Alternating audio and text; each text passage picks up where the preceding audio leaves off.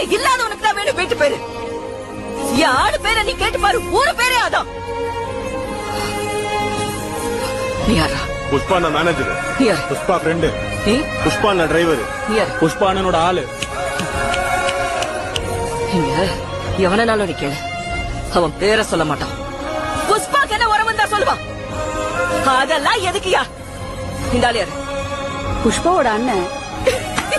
அதான் மச்சான், அதான் என் புருஷன். யோ, புஷ்பாங்கிறது பேர் இல்ல, புஷ்பானா பிராண்ட்.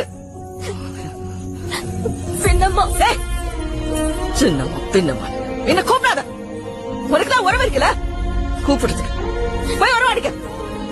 விடுங்கடா அவனை, அது அவங்க பிரச்சனை. போலவா சாமி, போலாமா சாமி?